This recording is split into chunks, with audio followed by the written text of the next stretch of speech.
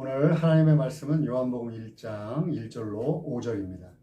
태초에 말씀이 계시니라 이 말씀이 하나님과 함께 계셨으니 이 말씀은 곧 하나님이시니라. 그가 태초에 하나님과 함께 계셨고 만물이 그로 말미암아 지은 바 되었으니 지은 것이 하나도 그가 없이는 된 것이 없느니라. 그 안에 생명이 있었으니 이 생명은 사람들의 빛이라. 빛이 어둠에 비치되 어둠이 깨닫지 못하더라. 아멘.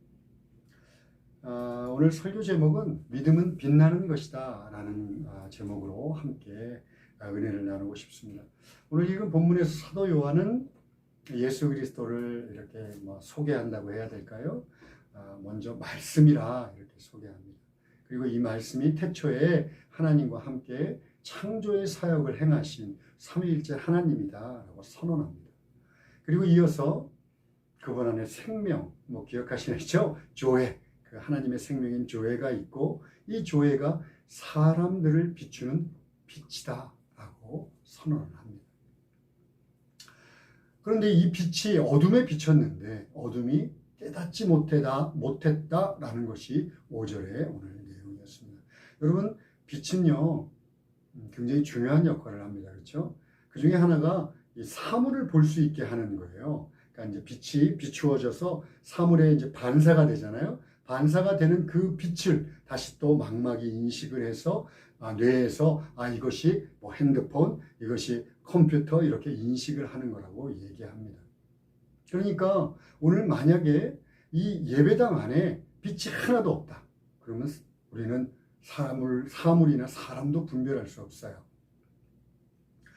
예수님께서 이 세상 사람들의 빛이다, 어둠을 비췄다라고 하는 것은 우리가 예수를 믿으면 그 예수 그리스도의 빛을 통해서 이 세상의 실체를 볼 수 있다라는 거예요. 빛이 비추어서 이 어둠이 죄와 사망으로 타락하고 왜곡된 세상이고요. 그것만이 아니라 그리고 또 여전히 남아있는 하나님의 창조의 본래의 모습들을 우리가 선명하게 볼 수 있다라는 것이 바로 예수 그리스도가 사람들의 빛이다 라고 하는 것의 중요한 의미입니다. 그런데 이렇게 그리스도 예수를 통하여 그리스도 예수가 비추신 빛을 통하여 이 세상을 바르게 분별할 수 있는 것은 모든 이에게 가능한 것은 아니라고 오늘 5절에서 분명히 얘기하는데요. 빛이 비추었을 때 어둠이 깨닫지 못했다라고 얘기하고 있어요. 여기서 어둠은 빛과 대조되는 개념인데 사망, 또 이 사망과 죄로 이 세상을 지배하고 있는 사탄의 세력들, 그리고 그 아래서 죽음으로 신음하고 있는 우리들 인간들 이렇게 상징한다고 볼 수 있어요. 여러분, 자연의 법칙에서는요, 아무리 빛이 조그만 빛이라도 비추면 아무리 깊은 어둠도 물러가게 되어 있습니다. 그런데 오늘 5절은 이 어둠이 물러가지 않았다는 거예요. 깨닫지 못했다는 뜻이니까 물러가지 않았다. 왜 이런 일이 있냐면 4절에 빛이 비추되라고 하는 것을 5절에 빛이 비추되라고 하는 것을 우리가 살펴볼 필요가 있어요. 여러분, 예수님이 빛으로 비췄다 그러면 어떤 생각을 하시게 되나요? 빛을 창조하신 하나님이시니까 저 태양처럼 찬란하게 우리들을 향해서 빛을 비췄다 이렇게 생각하고 또 기대하기 쉽습니다. 그런데 오늘 본문을 자세히 보면 빛이 어둠 속에서 비쳤다, 어둠 안에서 비쳤다 이렇게 되어 있습니다. 우리는 이 내용이 좀 우리들이 익숙하게 알고 있는 바로 성육신을 가리켜요. 하나님께서 당신이 빛을 창조하신 하나님이니까 저 위에서 예수님께서 저 위에서 그냥 강력한 빛으로 우리들을 쫙 비춰서 어둠을 한 방에 싹 물리치기를 우리들이 기대하고 있지만 오히려 예수님께서는 이 어둠 속으로 들어오셔서 어둠 안에서 빛을 비추기를 원하셨다라는 내용입니다. 이것은요, 예수님께서 전 인류를 비출 만한 그런 밝은 빛을 갖고 있지 않기 때문도 아니고 또 그런 능력이 없기 때문도 아닙니다. 오직 사람들을 향한, 인간들을 향한 사랑 때문에 그렇습니다. 자연의 법칙에서 아까도 얘기했지만 빛이 비추면 세상은 그 빛은 어두워져서 흔적도 없이 사라집니다. 그런데 만약에 예수님께서 당신이 그렇게 강력한 빛으로 어둠을 비추듯이 이 어둡고 죄악된 세상을 비춰버리면요, 죄를 갖고 있는 인간들도 역시 흔적도 없이 사라질 수밖에 없습니다. 그러니까 예수님은 오히려 어둠 안으로 내려오셔서 마치 촛불과도 같이, 촛불은 여러분 자신이 촛농으로 다 녹아내리면서 빛을 발하잖아요. 그것처럼 자신을 전부 희생해서 우리들에게 빛이 되기를 원하셨고, 그 빛을 통해서 이 세상을 분별하는 자들이 그 어둠으로부터 벗어나기를 원하셨습니다. 그래서 실제적으로 2000년 전에 이 땅에 하늘 보좌를 버리시고 이 땅에 내려오셔서 십자가의 희생을 당하시고, 그 희생의 빛으로 우리들을 비추시고, 그 희생의 빛을 통하여 세상을 보기 원하는 자들, 여러분과 저죠, 예수 믿은 자들이 그 어둠에서 벗어나 빛으로 옮겨가기를 소원하셨고, 그 일이 실제로 우리들에게 일어나고 있는 것입니다. 이런 사람들은 극히 소수인지도 모르겠어요. 왜냐하면 예수의 겸손함, 그들이 정말 하나님께서 저 하늘 보좌를 버리고 이 땅에 내려오셨다고 하는 그 겸손함이 이 온 인류를 비추고도 남을 충분한 하나님의 사랑, 배려, 은혜라는 것을 알기에 충분한 빛이에요. 그런데 아이러니하게도 이 하나님의 겸손이 낮아지심, 저 하늘 보좌를 버리시고 이 땅에 오셔서 자신을 희생하심으로 빛을 비추고자 하는 이 낮아지심이 어떤 이들에게는 거치는 돌, 장애물이 되기도 하고, 어떤 사탄의 세력들에게는 착각을 불러일으키기도 합니다. 5절에서 어둠이 깨닫지 못했다라고 얘기할 때 이 헬라어가 카테라벤입니다. 카테라벤. 이 단어에는요, 의외로 두 가지 의미가 있어요. 이 두 가지 의미가 있는데 아마 사도 요한이 성령의 감동으로 일부러 이 카테라벤이라고 하는 단어를 쓴 것 같습니다. 여기는 이 빛에 대하여 반응하고 있는 인간들과 그 결과에 대해서 아주 선명하게 이 두 가지 단어가, 두 가지 의미가 우리들에게 나타내고 있는데요. 하나는 지금 오늘 본문처럼 우리들이 얘기한 깨닫다라는 뜻이 있어요. 카테라벤 하면 깨닫다. 그러니까 본문에 깨닫지 못했다라는 거죠. 이해하다, 깨닫다라는 뜻이니까. 여러분, 사탄과 또 많은 사람들이 이 예수 그리스도가 빛 되심을 깨닫지 못하는 가장 극명하게 나타났던 상징이 있는데 그것이 바로 십자가입니다. 사탄은요, 예수 그리스도가 하나님의 아들이신 것을 알았어요. 그랬는데도 예수 그리스도를 자신이 이 세상, 그러니까 자신이 공중의 권세 잡은 자로 지배하고 있다고 착각하고 있는 이 세상에서 하나님의 아들이지만 자기가 하나님의 아들을 육신적으로 죽이면 자기가 승리를 할 수 있고 빛을 소멸시킬 수 있다고 생각했어요. 그래서 어떤 방법을 쓰던 간에 사람들을 동원해서 예수 그리스도를 십자가에 못 박았고, 예수 그리스도가 십자가에 못 박히니까 어떤 생각을 했겠어요? 내가 승리했구나 라고 착각했던 거예요.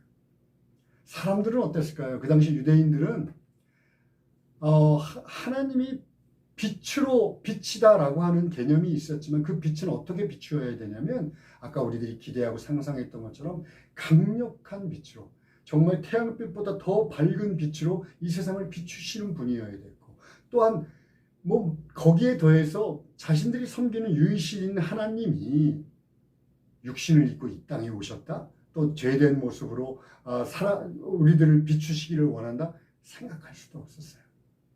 그러니까 예수님께서 이 땅에 오셔서 강력한 빛이 아니라 마치 촛불처럼 자신을 희생하고, 겉으로 보니까 패배자 같거든요.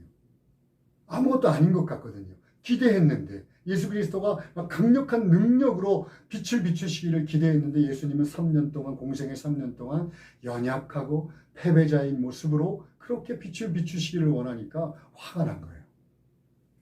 거치는 돌이 된 거예요. 그래서 막 소리를 치지 않습니까? 십자가에 못 박아라. 결국 이 십자가는 어떤 이들에게는 빛이 충분히 이 인류를 자신의 죄를 비추고도 남을 충분한 빛이었으며 어떤 이들에게는 거치는 돌, 장애물이 되었다는 것을 이야기합니다. 그런데 이 두 번째 카테라벤이라는 뜻에는요, 이기다라는 의미가 있어요. 그러니까 어둠이 깨닫지 못했다라는 것을 이 단어 의미로 해석하면 이를 어둠이 결코 빛을 이기지 못한다라고 해석할 수 있습니다. 사도 요한은 이 단어를 쓰므로 아까 소수였던 사람, 예수 그리스도가 이 땅에 낮아져서 오셔서 우리들을 비추는 빛이 되셨다라고 했을 때, 이 빛은 결코 어둠, 이 세상의 어둠은 이 빛을 결코 이길 수 없어 라고 선언할 뿐만 아니라 그 빛을 받아들인 자들, 그 빛 대신 예수 그리스도를 믿는 자들도 반드시 이 어둠의 세상을 승리할 수 있어 라는 것을 분명하게 선포하기를 원했어요. 사도 요한은 나중에 요한계시를 통해서 이것을 드러냅니다. 예수 그리스도께서 심판자로 오셔서 이 세상을 깨끗하게 정리하실 것, 사탄의 세력들, 사망마저도 심판하실 것에 대해서 분명하게 요한계시록에서 씁니다. 그런데 어둠을 이겼다라는 것은 그 정도에 머무는 것이 아니라요. 요한복음 16장에서 예수님께서 분명하게 얘기합니다. 이 세상에서 너희들이 그 어둠에 의해서 좀 고난을 받을 수가 있어. 그런데 담대해. 왜냐하면 내가 승리했기 때문이야. 예수님이 이 땅에 오셔서 아직 십자가에 달리시기 전이고 부활하시기 전이지만 이미 승리하셨어. 그러니까 나를 믿는 자들은 이미 승리했어라고 담대하게 이야기합니다. 자, 이들이 극명하게 어떤 자들은 승리의 자, 예수 그리스도를 믿고 승리를 누리고 있는 사람, 저와 여러분들이죠. 그러나 어떤 사람들은 예수 그리스도가 빛 되심을 알지 못하고 고개를 돌리고 여전히 어둠 속에서 머물고 있는 걸까요? 그들의 갈림길에는 도대체 무엇이 있길래 이렇게 극명하게 그들이 갈라지는 걸까요? 바로 예수 그리스도의 십자가에 있습니다.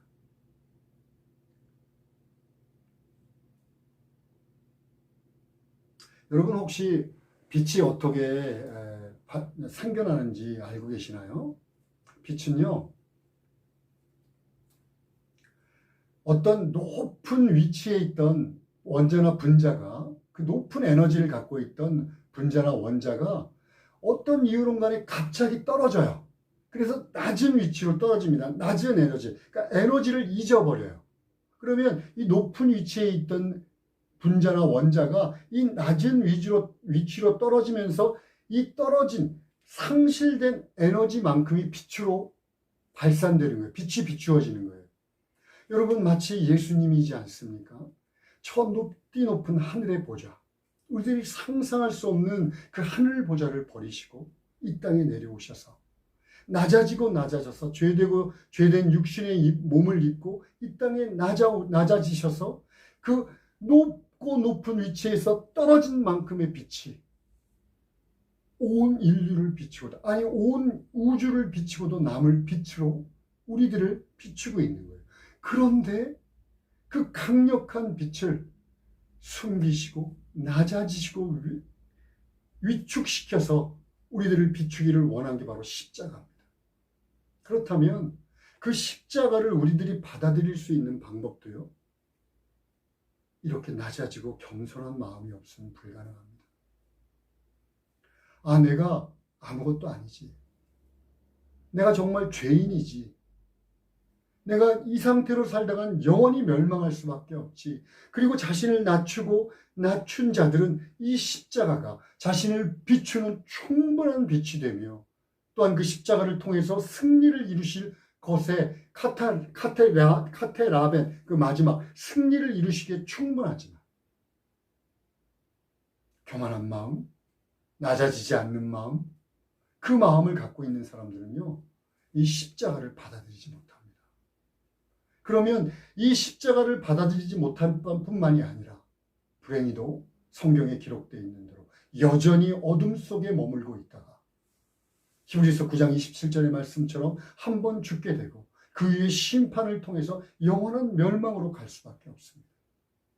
결국 그들이 극명하게 갈라지는 것은요, 이 십자가를 대하는 태도, 낮아지고 낮아지신 예수 그리스도의 십자가가 어떤 의미를 갖고 있는지 분명히 깨달은 자들은 그 십자가를 통해 그 너머에 계신 승리를 맛보며 살지만, 교만한 마음으로 이 십자가를 여전히 이 세상의 것들과 비교해 가면서 그대로 받아들이지 못하거나 아니면 십자가를 이용해서 여전히 자신의 교만한 마음을 성취하고자 하는 자들은 영원한 멸망으로 이를 수밖에 없습니다. 그런데 성경은요, 거기서 멈추는 것이 아니라 우리에게 너희는 빛이야 라고 이렇게 얘기합니다. 십자가를 겸손하게 받아들이고 예수 그리스도 앞에서 바짝 무릎을 꿇고 예수를 믿은 사람들은요, 아, 예수님이 빛이셔 이렇게 고백하는 것만이 아니라 너희는 빛이야 라는 말을 우리가 듣습니다. 더구나 마태복음 5장 4절에서 예수님이 이렇게 얘기하세요. 너희는 세상의 빛이다. 그러니까 너희 주위를 밝게 비추어라. 와, 이것을 에베소서 5장 8절에서는 이렇게 달리 말하고 있습니다. 너희가 전에는 어둠이더니 이제는 주 안에서 빛이라. 너희가 전에는 어둠이었어요. 예수 그리스도의 십자가 그 낮아짐을 받아들이기 전까지는 우리는 어둠이었습니다. 그런데 이제는 빛이라 라고 얘기하면서 분명하게 뒤에 이렇게 얘기합니다. 빛의 자녀들처럼 행하라. 아까 마태복음에서 얘기했던 예수님 말씀대로 이해하면 빛의 자녀들처럼 행한다는 것은 주변을 비추어라 라는 얘기예요. 그러니까 그리고 우리가 예수를 믿고 그리스도 안에서 빛의 자녀가 빛이 되었다는 것은 세상을 비추는 빛의 역할을 하라라는 이야기입니다. 와, 우리 빛이 될 수 있나요? 참 주저하게 됩니다, 그렇죠? 그런데 성경은 지금 본 것처럼 우리들의 주저함과 상관없이 너희는 빛이다라고 분명하게 선포하면서, 그리고 빛의 자녀들처럼 즉 너희들 주위를 비추는 빛으로 그렇게 살아가라 하고 우리에게 분명하게 이야기합니다. 왜냐하면요, 우리가 이 사명을 받고 이 사명을 포기하지 않고 이 사명이 우리들에게 주어진 것이라고 확신해야 되는 이유는요, 우리들의 빛을 비추는 게 아니기 때문에 그래요, 여러분. 우리들은 빛이 될 수 없습니다, 절대로. 단지 예수 그리스도 안에서 예수의 빛을 반사시키는 역할을 할 뿐이에요. 그러니까 우리가 주저하고 주저하지 않고 하고 상관없이 예수 그리스도 안에 있으면 예수 그리스도의 빛을 반사시키는 역할을 해야만 하는 거예요. 그것이 우리들의 소명이고 예수 믿은 자들에게 하나님께서 원하시는 내용입니다. 자, 그렇다면 어떻게 하면 우리가 이 불편함과 주저함 속에서도 빛의 자녀처럼 살아갈 수 있을까요? 제가 지금 계속 강조하고 있는 내용 아시나요? 예수님의 낮아짐, 예수님의 겸손. 제가 그 얘기를 지금 계속하고 있죠? 그렇다면 우리도 이 겸손에 집중해야 합니다. 주목해야 합니다. 예수 그리스도의 겸손이 십자가로 나왔고 그것을 우리가 겸손하게 그 십자가를 받아들였다면 이 겸손함에 주목을 하는 것, 예수 그리스도가 겸손함으로 빛을 비추셨다면, 낮아지심으로 빛을 비추셨다면 우리도 낮아짐으로 빛을 반사시킬 수 있지 않을까?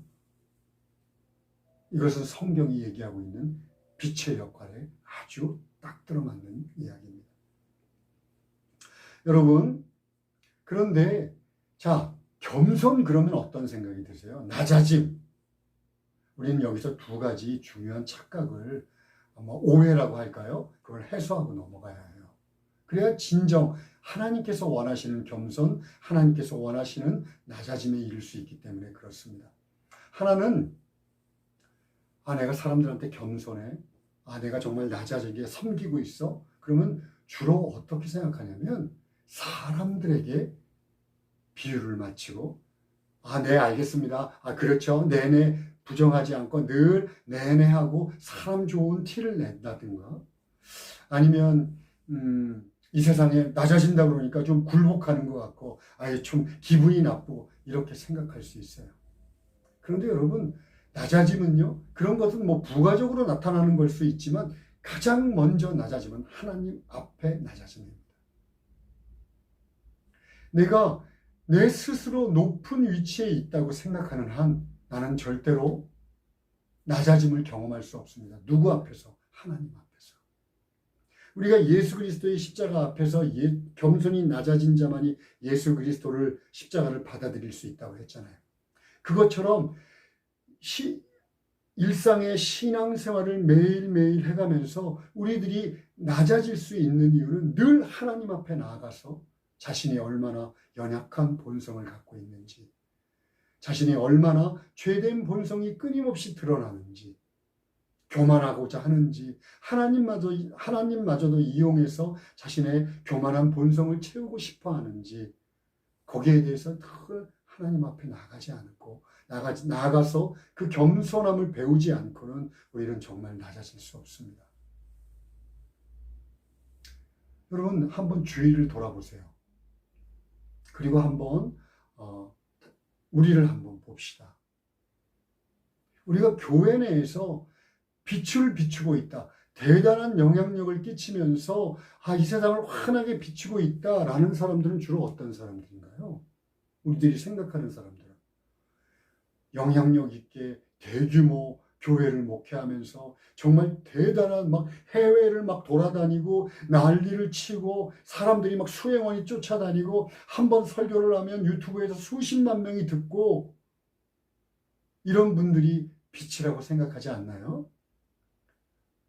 또 아니면 하나님 간증 집회 같은 데 보면 우리가 대단해 라고 하는 분들은 어떤 분이에요? 하나님이 나를 이렇게 어려움 속에서 도와주셔서 내가 이렇게 높은 위치에 올라갔습니다. 내가 이렇게 거부가 되었습니다. 그래서 그것을 하나님의 뜻대로 지금 쓰고 있습니다. 이런 사람들이 세상에 아주 강력한 영향력을 끼치는 그런 빛이라고 생각하지 않습니까? 그런데 여러분, 예수님 생각해 보세요. 만약에 그런 분들이 빛이라면, 그렇게 태양과도 같이, 달빛과도 같이 세상을 비추는 분들이 성경에서 얘기하는 빛이라면 예수님은 왜 그렇게 낮아지셨을까요? 낮아지셔서 촛불같이 자신을 희생하면서 이 땅에서 우리들을 비추기를 원하셨을까요? 아니요. 성경에서 얘기하는 빛은요, 그런 대단한 영향력을 끼치고 높은 자리에 있는 사람들이 아닙니다. 인간들이 끊임없이 높아지고 하는 본성이 있으니까 교회 내에서도 저 높은 위치에 있던 어떤 사람들, 대단한 영향력을 끼치고 있는 사람들이 빛을 비치는 것 같지만, 사실은 인류 역사 속에서, 교회 역사 속에서 빛이 된 사람들은 저나 여러분이나 무명의 용사들입니다. 예수 그리스도를 믿은 자들, 자신의 연약함을 고백하고 늘 주님 앞에서 나아가서 할 수 없이 자신의 연약함을 고백할 수밖에 없는 자들, 그들이 바로 성경에서 얘기하는 빛의 자녀들입니다.